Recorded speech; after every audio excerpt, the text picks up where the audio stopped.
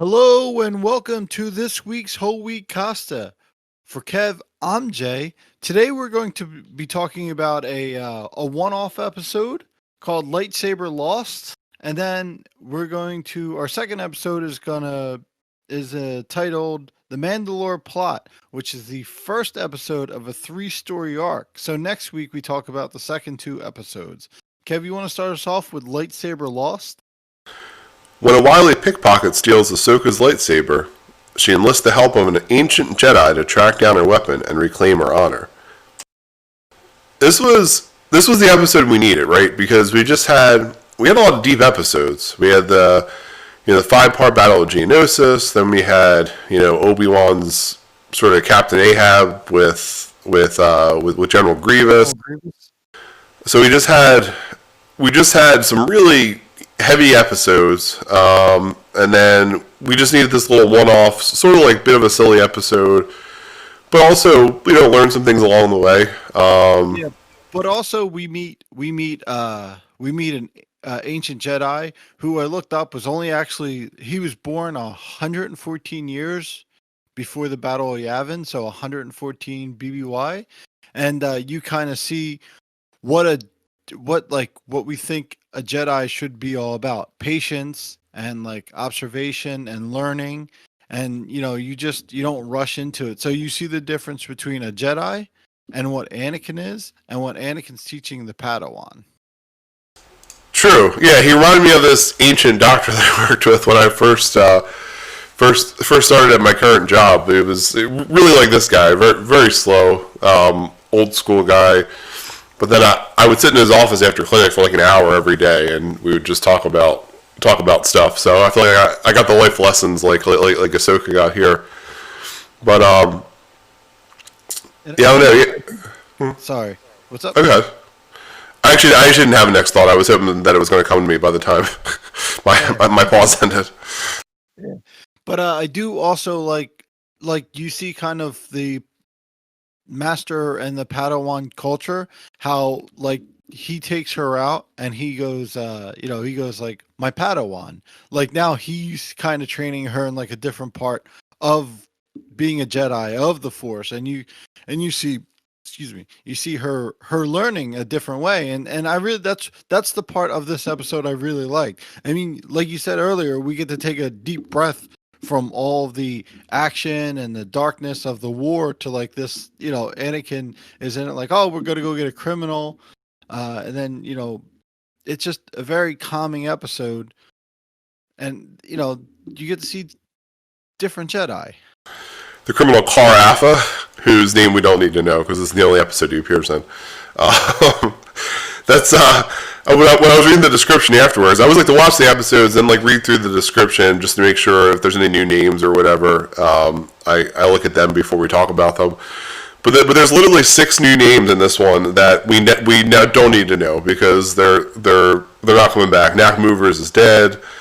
Well, they mention Knack Movers, and they go, they go Knack Movers, Knack Movers, and I'm like, well, now this Jedi's gonna have to show Ahsoka how to fight without her lightsaber. Like, it's not her life; it is her responsibility. Like, how to be a Jedi without your lightsaber?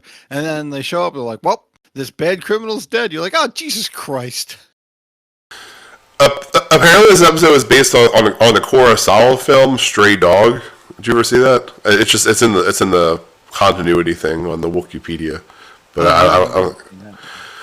So if we were doing our old podcast, we would talk about that next. But but I don't watch movies at all anymore. I'm done with them. Since that podcast is done, I'm done.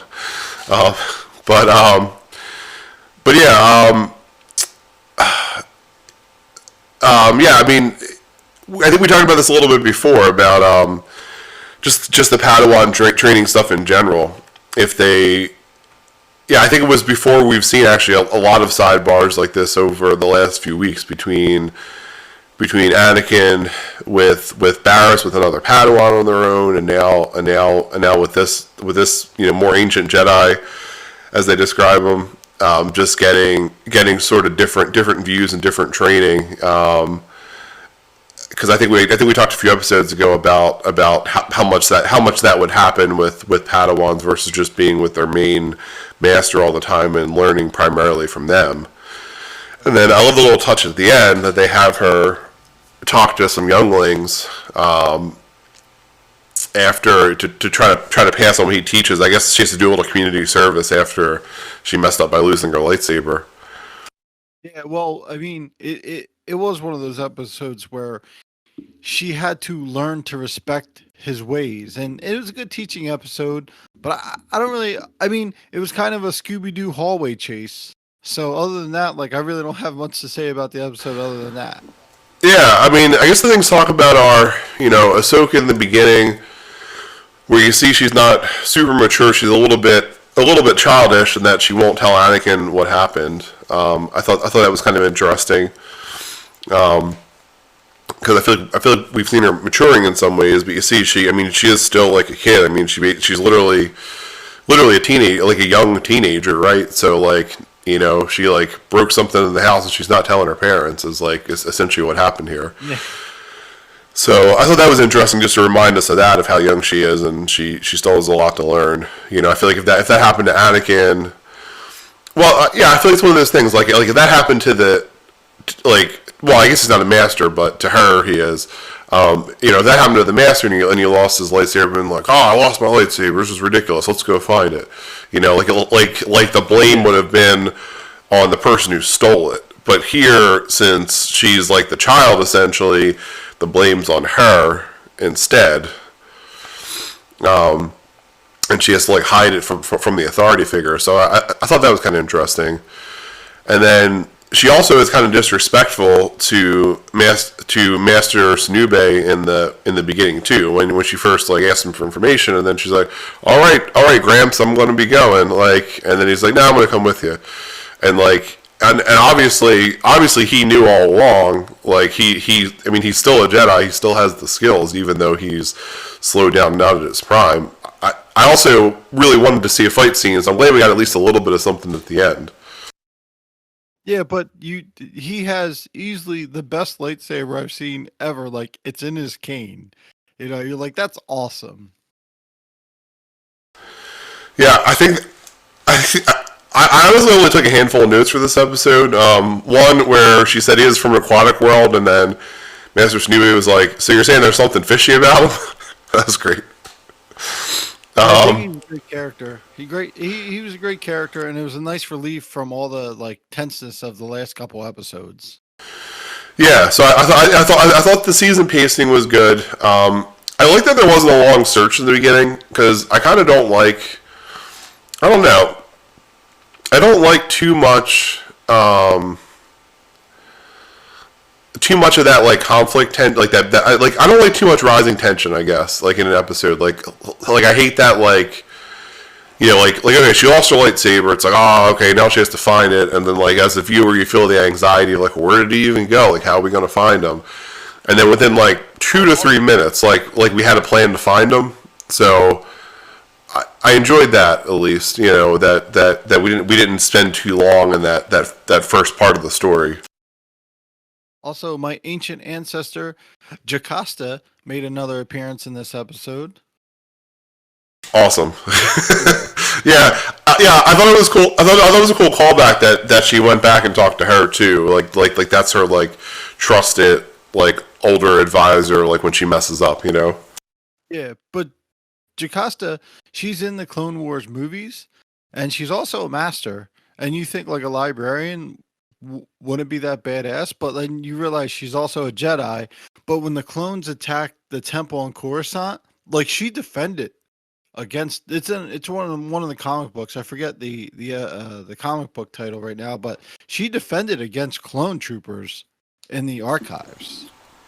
Oh man, so we do like a little comic book review episode at some point about Costa? We could, yeah. My ancient ancestor. So, well, that's all I got to say about that. You want to move on to the next episode? Yeah, sounds good.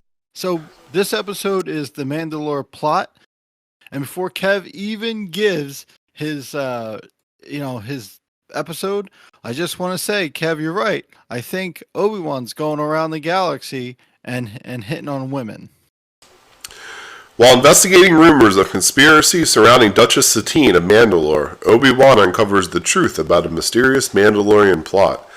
Yeah, he is. That's why it's so easy for him to not get attachment, because he's banging everyone in the galaxy. So he's kind of gaming the system a little bit, and he's a little hypocritical.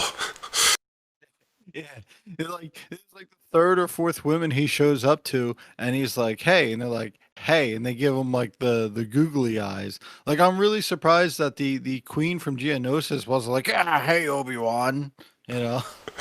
I mean, I guess she didn't kill him right away, so I don't know. So maybe.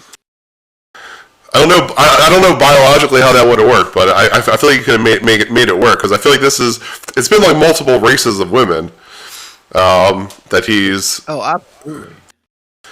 If you remember, there was all the sexual tension with Ventress, with her bald head, but I guess she had a big ass. I guess that's all Obi-Wan's looking for. And Satine. There was somebody else, and I can't remember who, in another episode. So I don't know about you, like, not, to give away any of the episode real quick, but this episode felt very long. Like, it was only 22 or 24 minutes, but it definitely felt like it was like an hour's worth, like, with all the twists and turns. Yeah, I mean, a lot happened. I mean, it's like, okay, well, I used to just go through the episode. It was like, all right, so Obi-Wan shows up at the planet. Like, well, this is the plot. So I feel like these episodes a lot of times are fairly straightforward. It's like, if this is the plot, this is what's really happening. So the fact that they think my immediate preconception was that Satine was in line with the Separatists, because that's what the narrator told us, and the narrator is usually pretty reliable in these Clone Wars episodes. And then, but then the narrator is the Admiral. Yes, yeah, Admiral Yularen, right? Yes, Wolf Yularen. So I feel like he's usually a reliable source. But then Obi-Wan gets there, and then he talks to that Prime Minister first, who looks kind of shifty. So I'm like, okay, this is true then. Like, they're in line with the Separatists. Although I guess we still don't know his loyalties. Maybe he is working for the Vizsla, that governor. And then we talked to Satine, and Satine's like, no, this isn't what's happening. And like, I kind of felt like she was telling the truth.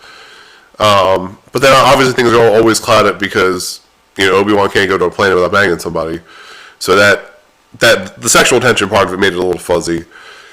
But then once there was that bombing, then I kind of felt like she wasn't really involved. And then they go to the moon, and then I'm trying to remember if I trusted that Governor Vizsla or not. I feel like he was a little shady as soon as we got there, but I did not think he was the actual head Mandalorian. Yeah, I didn't trust him because I don't trust anyone on this episode. Oh, I didn't trust anyone in this show except for Obi-Wan. That's like Obi-Wan and Ashoka, like, and Yoda. I guess Grievous and Dooku. Like, you know where their loyalties lie. Everybody else is real shifty all the time because you're in the middle of war. It's true. And then that's a good point. Yeah, especially I agree with that too. Grievous and Dooku have never lied to us either. But yeah, so that's only 10 minutes, and all that's already happened. And then he goes to the munitions base. And it's like, I hope to find it closed. And then not only is it open, but it's not like a bunch of droids working a factory making armor. It's the actual base for the Death Watch. Which wouldn't make sense. But then you find out that Vizsla is the head of the Death Watch. So obviously the closest mining facility to his governor's house would have to be the base. So that all makes sense. And then the Darksaber comes out, and it's like, oh, the Darksaber. I watched The Mandalorian before I watched this, so I only know it from that. So now I got to learn about the Darksaber, which is exciting. So a lot of stuff happened. Yeah, well, in The Mandalorian, spoilers ahead, our Mandalorian Din Djarin, he's part of Death Watch, and then you kind of realize Death Watch is a cult. Because you meet all the other Mandalorians and like, yeah, Death Watch is a cult. Yeah, I haven't seen. Maybe the latest two episodes, but I've seen most of the second season, which is I've seen the Ahsoka episode, which I was thinking. So Yeah. sidetrack from this. It's kind of disappointing how like much covered this stuff is. Like I wish I didn't know that she was in this season, and it was just like, oh my god, like it was a surprise when I was watching the episode. But like as soon as they cast the actor for like a show now, it's like, oh well, this person's going to play this part in this show. Like I mean, I guess you could not read that stuff, but like I don't know, like your phone knows what you like, and it just pops up the article on your phone, and then you read it, like you know. Yeah. So, is this the first time we actually meet like Mandalorians in the show, like Mandalorians? Yeah, yeah, I think so. And in the continuity thing, there's a quote by Dave Filoni, basically that they wanted to include the Mandalorians in this show because, you know, I guess all people had really seen to that point was like Boba Fett and Jango Fett from the movies. So George Lucas wanted, you know, had a lot different vision for them than just those two bounty hunters. So he really wanted them in the show to explain their culture a little bit more, you know, and like and like we had seen it as like a desert planet before, and they explained that that's basically only like one part of the planet. Like there's other parts of it, and also apparently the Mandalorian helmets were inspired by Boba Fett's character design in the Star Wars Holiday Special. Yeah. So So there's a cool episode on YouTube about their helmets. About the guy goes around talking about it's like the Greek hoplite, and like later on, like the helmets that evolved into the more like just the visor for the eyes and the nose part, like those evolved from those Greek hoplite armors. So like if I could find that video, I'll send it to you, and it's a pretty cool thing on armor about, you know, and then you kind of look at it, you're like, oh, those helmets are very like warrior heavy armor, you know, type helmets. So it does bring you back. yeah, that's pretty cool. Yeah, I guess it is like a hoplite sort of helmet, right? Because they would have. I'm trying to picture them in my head. But it is that sort of design where there's that like just sort of the opening in the middle and the eye opening, right? Yeah, that's pretty cool. I mean, I guess that makes sense. I mean, they were like the elite warriors of their time, right? Oh yeah, yeah, definitely. Their heavy armor. Yeah. So, But yeah, I don't know. I guess the only part of the episode that I felt like they could have done differently, but I kind of get why they did it because there was so much happened in the episode already. Was when Dooku talks to the head of the Death Watch, who we later find is Governor Vizsla, and basically and tells them tells us what's happening, that they're trying to overthrow Satine. Like, I guess we kind of need to know that. Like, maybe it would have been too confusing if not. And they do talk to him in his helmet, so they don't reveal that it's Vizsla at that point. So yeah, I sent you a picture about the helmet. One of the oh helmets. yep, yeah. Maybe I'll throw a little hoplite helmet in the video, because yeah, it does look pretty similar. When I heard the little thing go off, I was worried that our stream cut off again like that one time. But No, it did not. But, yeah, that's why I stopped talking. I was nervous. yeah, the Dooku, like, I really feel like Dooku's playing the Mandalorians like the Separatists did with that planet back in season 1, where the Separatists were like, join us and we'll give you food and water. And then, you know, Padme had to go negotiate, like, we will actually give you food and water if you join our side. And the governor of that planet's like, look, they're giving us food and water, like that's all we want. And I really feel like like Dooku's doing that thing, like, fight on our side and we'll give you what you want. We'll give you Mandalore. But like Dooku doesn't care.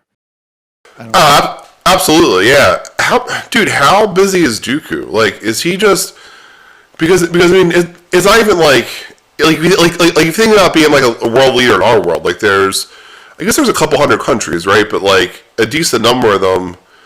I mean, I guess you could talk to all of them, but probably a decent number of them don't affect, our country that much. It'd be more like your regional allies, or for countries that are world powers, like the other world powers. So I mean, there's probably like a few dozen countries you have to like know about and talk to their world leaders. But here you're probably talking about thousands of planets, like thousands of habitable planets at least, right? An entire galaxy. Yeah. So like, is Dooku just on the phone all day long? Like, he must be the busiest guy, right? I think like most of his job is like being on the phone. Like he like his Microsoft Teams calendar is from like 5 a.m. to like 9 p.m. easy. Yeah, meeting like every 10 minutes because Yeah. I mean because it's even more so for him, right? Because if you were just like say you're Palpatine, right? A lot of the stuff you're doing, well, I guess he's a bad example, but say you he could because he is a count, like he's actual like rich person count and everything. He might have viceroys that go around and like make the initial introductions, like see guys, and then like if you agree to these terms, like you could talk to Dooku and Dooku will have your back, and then like once they agree to terms, like then Dooku makes his thing. I don't think Dooku's actually making all his like appearances unless it would be to like Governor Pre Vizsla, you know what I mean? Like he has viceroys probably going around talking to other viceroys, and then like once terms are negotiated, Dooku finally talks to them. Yeah, I mean that makes sense, but I mean, say you're Satine, right, and she's leader of the Council of Neutral Systems. Most of the stuff she's doing is probably on the up and up. So like, in that case, I mean, it's complicated enough, and you have to know what a bunch of different planets want. But you're at least, I don't know, at least I would think it would be easier to deal with that versus having to remember what like secrets and secret plots and secret alliances you have between 1,000 different other leaders. Like for Dooku, like the man's probably a genius, honestly. Oh, easily, yeah, easily. It's. I mean, he's so like for being the quote unquote bad guy of the series. Like he's so likable. Like that episode with him, Anakin, and Obi-Wan were all captured together. Like, and he's like, "Oh yeah, just be patient." Once again, you bring patience back to the Jedi. Like we keep talking about it, and like he's like, "Yeah, just be patient and get out of it." And like the whole time, like you're like, "Ah, you're rooting for Dooku," and then at the end, when Obi-Wan's like, "Oh yeah, we'll forgive you, but Dooku won't," like you're like, "Ah, yeah, Dooku's awesome." So it's like every scene Dooku's in, you're like, he's awesome. Even in the movies, the prequel movies, he's awesome. Yeah, he is. He is a really good character, honestly. I don't know. That might be all I have for this because then I feel like next week's episode is going to be a lot deeper because I assume this Mandalorian plot is going to unfurl before us, and then we'll see what's really happening. So yeah, well, we next week will be two the final two parts of this 3-part episode. So be prepared for that. So be prepared. I mean, as a whole, I believe that this episode was like really good, or the first episode was like really good, like lower the tension, and then this one was like it felt like a movie, like a whole movie's plot were in like 22 minutes or whatever. So yeah, this is good storytelling, honestly. yeah. And then, Obi-Wan, he's a busy man too. Probably not as busy as Dooku, but like he's got to have sex with thousands of aliens a day. Yeah, exactly. Yeah, Anakin's like, "You want me to come with you, Master?" He's like, No. I got this one alone." and for that, for Kev, I'm Jay. Check out our podcast on Spotify, Stitcher, Apple Podcast, and our Libsyn page. We have like 138 episodes now. It goes back to us just rambling, and then we start talking about movies, and then we take like a 3-month break because someone got married, and then we went back into it virtual because of COVID. So we have like 3 years worth of podcasts. So check us out on one of those. Have a good weekend or day.